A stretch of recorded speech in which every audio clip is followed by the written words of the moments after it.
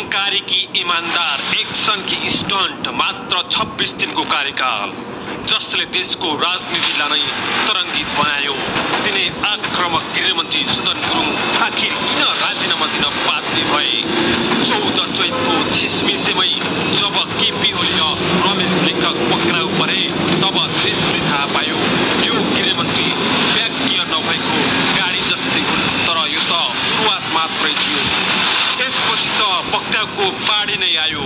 सीआईबीको एक्सनमा पूर्व ऊर्जा मन्त्री दीपक खड्काको धुम्बारा स्थित घरमा फेला परेको तो रहस्यमय पैसा, सांसद रेखा शर्माको घरमा बन्धक बनेकी नाबालिकाको तो दयनीय अवस्था र जेन्जीको आन्दोलनमा दमनको आरोप लागेका तत्कालीन सिडिओ छविलाल रिजालको पक्राउ।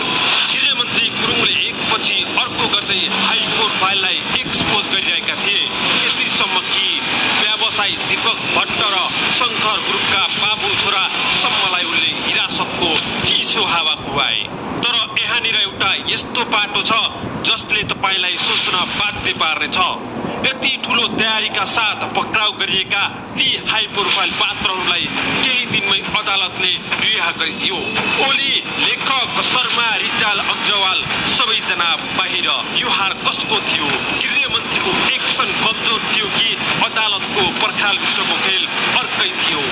एउटा यस्तो गृहमन्त्री जसले 26 दिनमा देशलाई हल्लाइदिए, जसले रातारात हाई प्रोफाइल नेता र व्यापारीलाई हतकडी लगाए। तर आज तिनै गृहमन्त्री सुदन गुरुङ आफै हतकडीको घेरामा छन्। अचानक राजीनामा किन? के उनी साँच्चीकै दोषी हुन् कि यो